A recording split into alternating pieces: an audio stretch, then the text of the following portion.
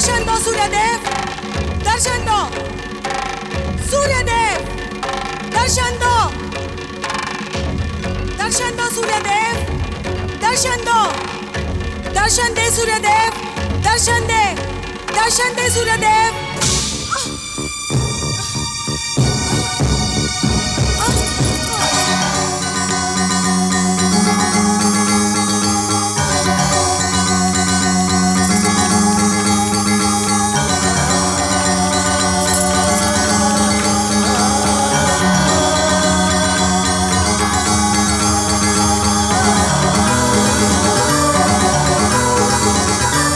नहीं जानती थी कि आप इतने अधिक निष्ठुर हैं सूर्यदेव। क्या मैं इतनी लंबी प्रतीक्षा का कारण जान सकती हूँ? महारानी उग्रा, आप अपने उग्र रूप को शांत करें। तपस्या जितनी लंबी होगी, वरदान भी उतना ही श्रेष्ठ मिलता है।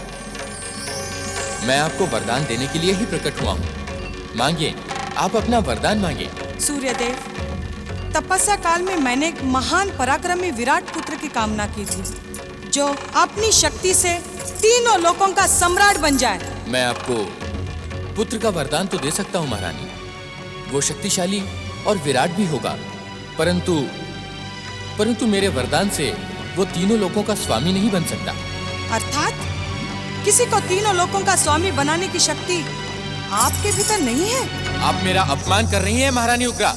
आप जैसे निष्ठुर और शक्तिहीन अपमान के ही योग्य हैं। यदि आप मुझे मनवांछित वरदान नहीं दे सकते, तो आप प्रकट ही क्यों हैं? आपने मेरा समय नष्ट क्यों किया? पहले ही कह देते, मैं आपकी तपस्या करती ही नहीं सूर्यदेव। अपने आराध्य का अपमान और निरादर करके तुमने अपने सर्वनाश को निमंत्रण दिया है महारानी उग्रा। हाँ? इसका परिणाम तुम्हें भुगतना ही होगा।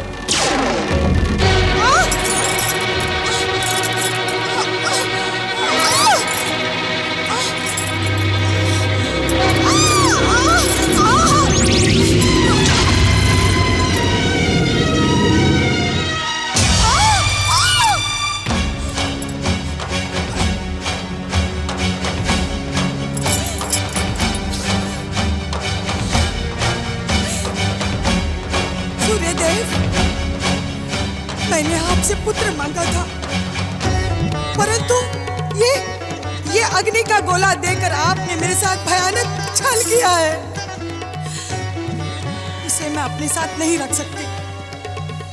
इसे अपने साथ रखने का अर्थ है अपना अपमान, और मेरा जन्म अपमान और निरादर सहने के लिए नहीं हुआ है।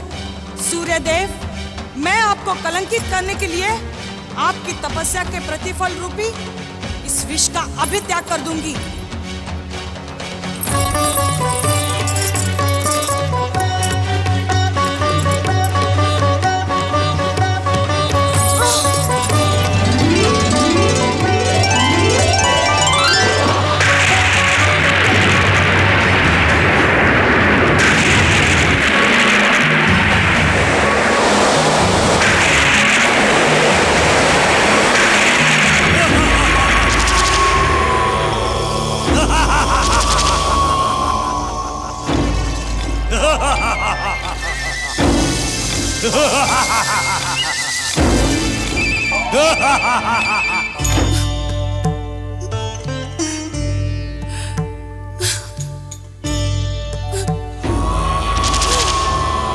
महारानी उग्रा, पहचानो मुझे।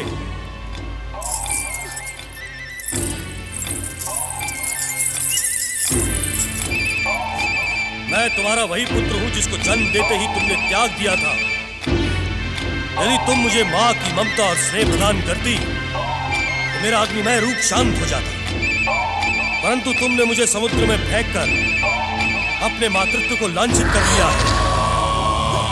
महारानी उग्रा, कमान से निकला तीर और मुंह से निकली बात कभी लौटकर नहीं आती।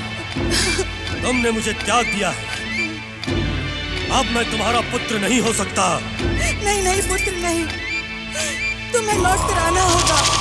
अपनी माता की भूल को क्षमा कर देना होगा। असंभव महारानी उग्रा, असंभव। सूर्यदेव के वरदान से जन्मा मेरा अग्निमय सात्विक शरीर सागर के जल का स्पर्श पाते ही दैत्य ज्योति में दीक्षित हो गया है। अब उसका तुम्हारे पास लौटना असंभव है। असंभव है महारानी उग्रा, असंभव है। क्या तू अपनी माता को दंडित करना चाहता है? जब तुमने मुझे त्याग कर मुझे दंडित किया था, तब तुम्हारे मन में ये प्रश्न क्यों नहीं उपजा? महारानी उग्रा, मुझसे भूल हो गई पुत्र। माता कभी भूल नहीं करती, माता कभी कुमाता भी नहीं होती, परंतु तुमने माता शब्द की मर्यादा को तोड़ डाला है। तुम्हारे जैसी स्त्री को मैं कदापि अपनी माता स्वीकार नहीं कर सकता। चली जाओ यहाँ से, चली जाओ। नहीं पुत्र नहीं, इतना कठोर मत बन। अपनी माता को क्षमा कर दे पुत्र, क्षमा कर दे। कौन माता? किसकी माता? ना तू मेरी माता, न मैं तेरा पुत्र। अब तो मैं सिंधु का स्पर्श पाकर स्वयं सिंधु बन गया हूँ।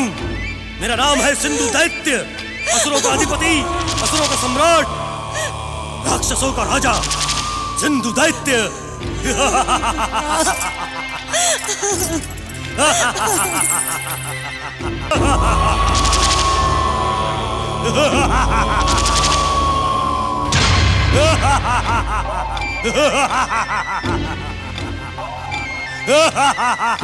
देवगुरु, ये किस दैत्य के अट्टहास के स्वर हैं?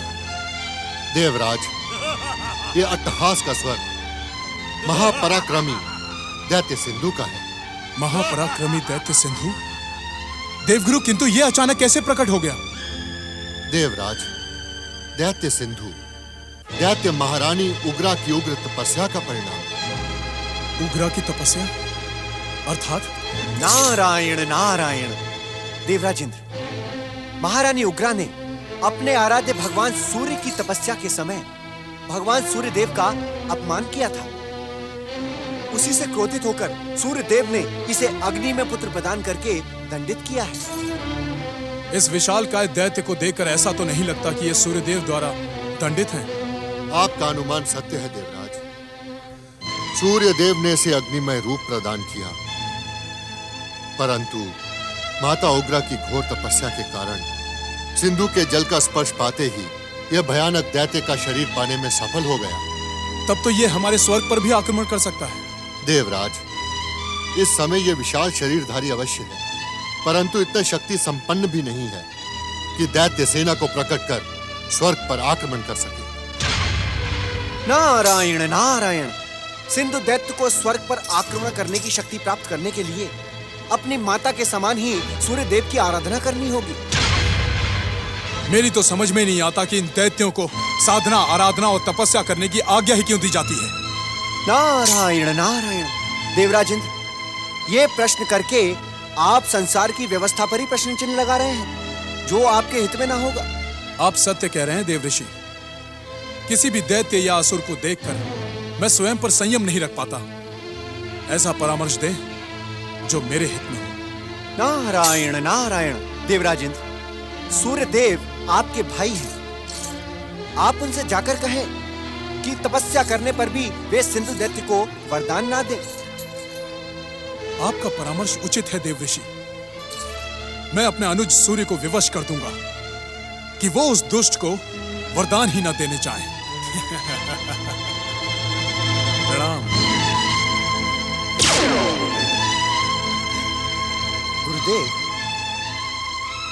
क्या भगवान सूर्यदेव देवराज इंद्र की बात मानेंगे? यह प्रश्न कठिन है नारद। इसका उत्तर तो समय ही देगा। ओम नमः शिवाय, ओम नमः शिवाय, ओम नमः शिवाय, ओम नमः शिवाय, ओम नमः शिवाय, ओम नमः शिवाय, ओम नमः शिवाय, ओम नमः शिवाय, ओम नमः शिवाय, ओम नमः शिवाय। भगवान भोलेनाथ की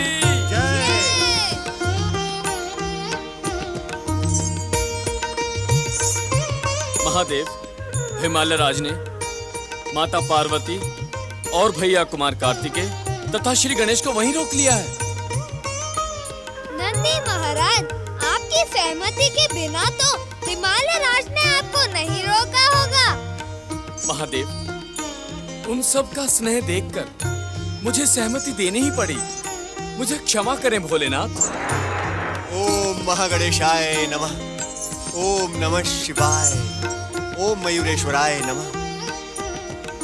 नारायण नारायण। हे भोलेनाथ, महारानी उग्रा की उग्र तपस्या के कारण सूर्य के वरदान और दंड स्वरूप जन्मे सिंधु दैत्य ने भयानक रूप धारण कर लिया है। हे भोलेनाथ, मुझे लगता है कि यह सिंधु दैत्य इस संसार में उथल पुथल मचा देगा।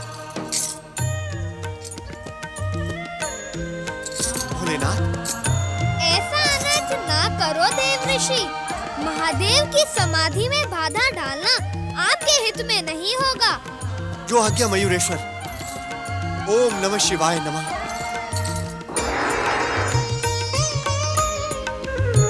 ओम नमः शिवाय। ओम नमः शिवाय। ओम नमः शिवाय। ओम नमः शिवाय।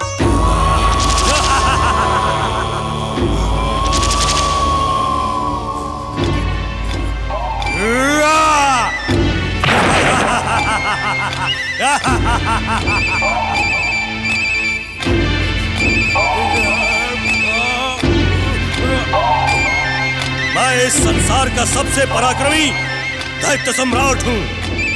मैं अपनी शक्ति से सबको मत डालूंगा। जो भी मेरा विरोध करेगा, मैं उसे तिनके के समान मसल डालूंगा।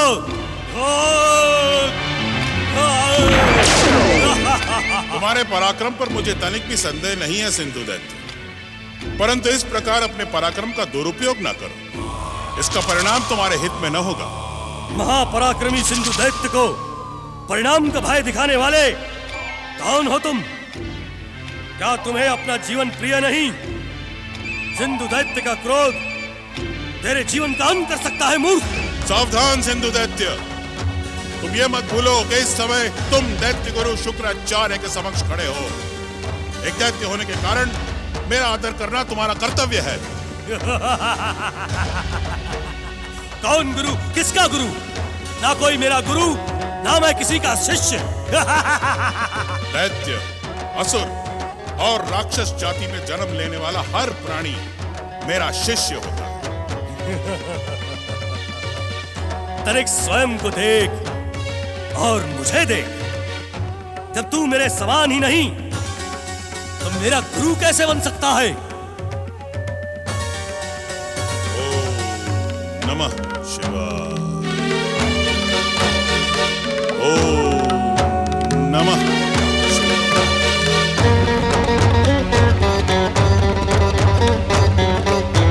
तुम्हारी मूर्खता को संतुष्ट करने के लिए मुझे अपनी चमत्कारी सिद्धियों का प्रयोग करना पड़ा।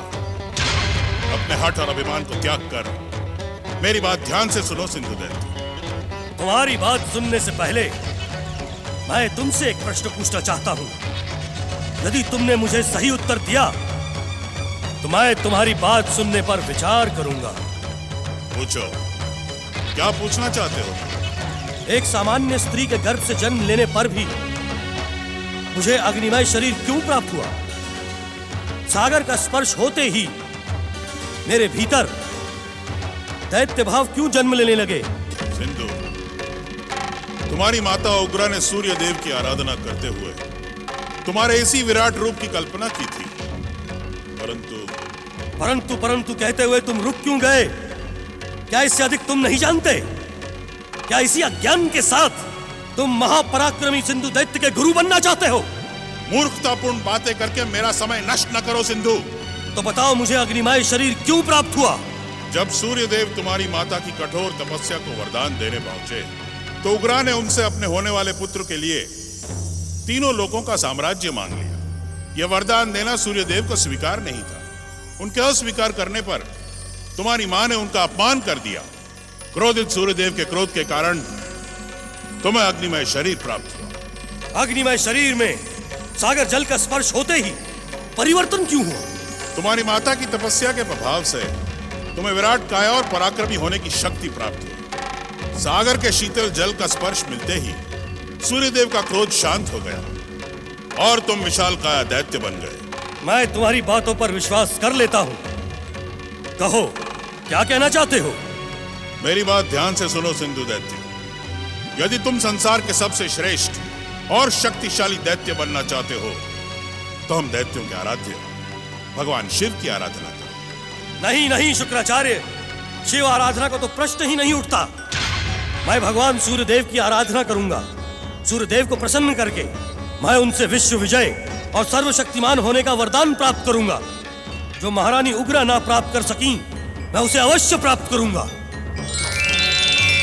सावधान सिंधु दैत्य, मेरा परामर्श ठुकराकर तुम अपने सर्वनाश की भूमिका रच रहे हो।